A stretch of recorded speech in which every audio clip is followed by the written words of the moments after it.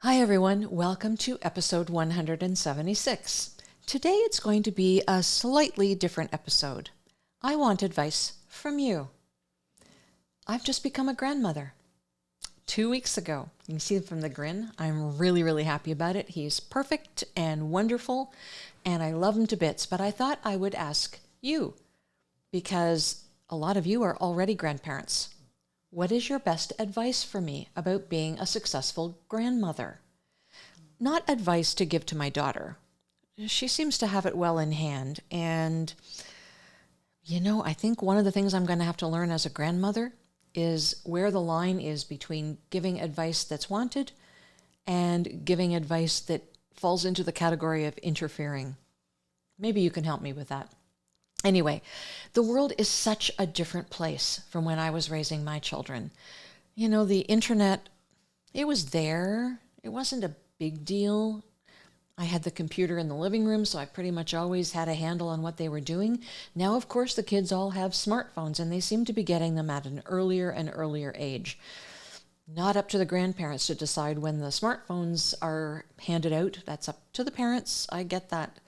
But as a grandmother, how do you engage with kids around their use of the internet and the things they might be hearing and seeing? Again, largely parenting, but there may be some things that they don't tell their parents quite the same way. Maybe grandparents can be more of a confidant. I don't know. What did you do? Did you have favorite books that you read, favorite games that you played with them at different ages? At 2 weeks old, my grandson's job is to sleep, eat, poop, and be cute. He's got it nailed. He's doing all of those things spectacularly, and I am absolutely loving watching all of this. It's really interesting watching your child grow up and be a parent. Kind of brings tears to my eyes when I think of that, I also used to talk to my grandson through her belly when my daughter was pregnant, and I swear he recognized my voice.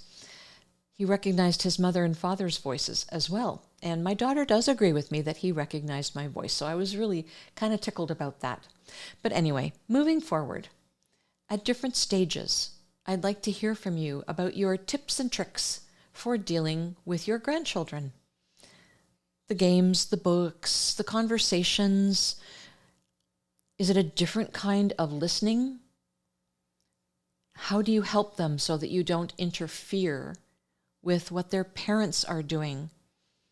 Because I'm sure there are things that our children take away from our parenting that are good and they want to use, things they probably like to tweak a little, and some things that they just thought were not what they want to do, not things they want to repeat with their children.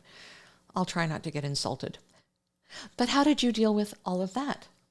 How did you deal with respecting the limits of their parents while still being a really good, engaged grandparent? I want all your advice, every bit of it that you can give me.